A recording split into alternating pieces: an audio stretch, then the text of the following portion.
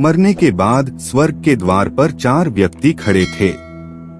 इन 4 व्यक्तियों में पहला राजा था, दूसरा एक बिजनेसमैन था, तीसरा पंडित था और चौथा एक आम आदमी मजदूर था।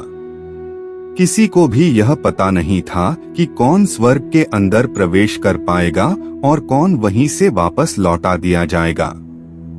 सब स्वर्ग का दरवाजा खुलने की राह देख रहे थे और आपस में बातें कर रहे थे।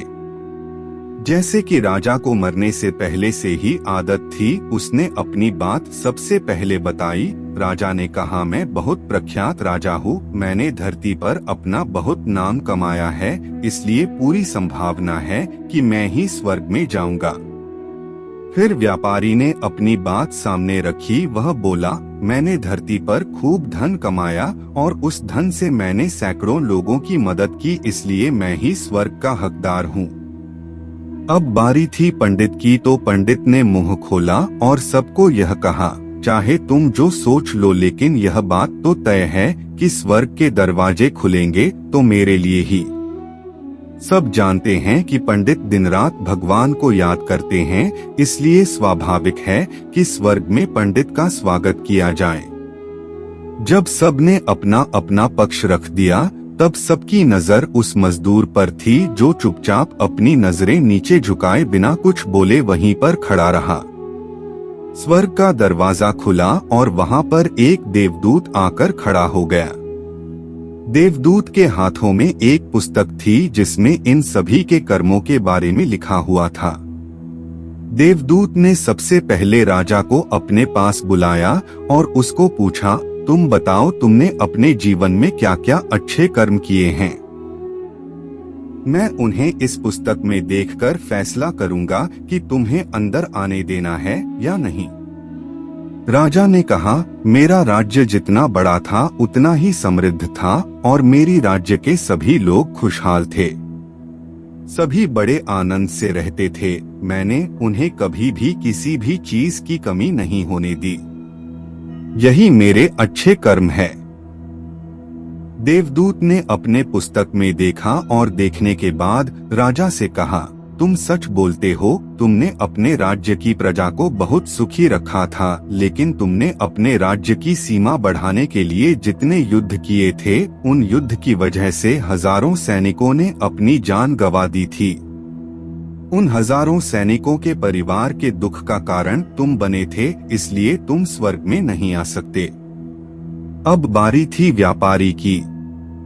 व्यापारी से जब देवदूत ने पूछा कि तुम्हारे अच्छे कर्म क्या है, तब व्यापारी ने उससे कहा, मैंने सैकड़ों लोगों को खाना खिलाया है, कई आश्रमों में दान किया है, कई निराश्रित लोगों के लिए घर बना कर दिया है, यह मेरे अच्छे कर्म है। देवदूत ने फिर से अपने पुस्तक में ध्यान से देखा और देखने के बाद व्यापारी से कहा, तुम्हारा कहना भी ठीक है कि तुमने बहुत दान धर्म किया है, लेकिन यह दान धर्म तुमने जिन पैसों से किया है, उन पैसों को कमाने के लिए तुमने न जाने कितने झूठ बोले हैं, कितनी हेराफेरियां की है और कितनी मिलावटें की है, इसलिए तुम भी स्वर्ग में नहीं आ सकते। जब पंडित से यही सवाल किया गया तो पंडित ने बड़े ही आत्मविश्वास के साथ कहा, मैंने अनगिनत लोगों को ज्ञान दिया है, हजारों यज्ञ और पूजाएं की है और दिन रात भगवान का जाप किया है। इससे अच्छे कर्म और क्या ही हो सकते हैं?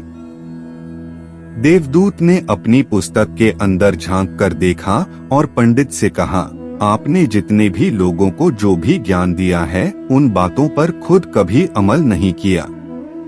आपने यज्ञ, पूजा या भगवान का नाम निस्वार्थ भाव से कभी नहीं लिया, इसलिए आपका भी स्वर्ग में आना प्रतिबंधित है।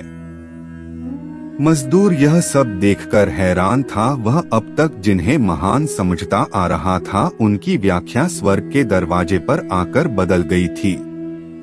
धरती पर जिन कामों को अच्छा समझा जाता है, उनका यहाँ पर कोई मूल्य नहीं था। यमदूत ने जब इस मजदूर को अपने पास बुलाया और इससे पहले कि वह उससे उसके अच्छे कर्मों के बारे में पूछता, मजदूर बोल पड़ा, प्रभु मैं जानता हूँ कि मैं भी स्वर्ग में आने के लायक नहीं हूँ, लेकिन मैं फिर भी एक बार बाहर से ही स्वर्ग को झांक कर देखना चाहता हूँ। बस इससे ज्यादा मेरी कोई इच्छा है ही नहीं, क्योंकि ऐसी इच्छा पालने के लिए मैंने जीवन में कुछ भी नहीं किया है। मैं पूरा दिन मेहनत करता और जो भी पैसे कमाता उन्हें अपने परिवार के पालन पोषण में खर्च कर देता, इसलिए दान धर्म के लिए कुछ बचता ही नहीं।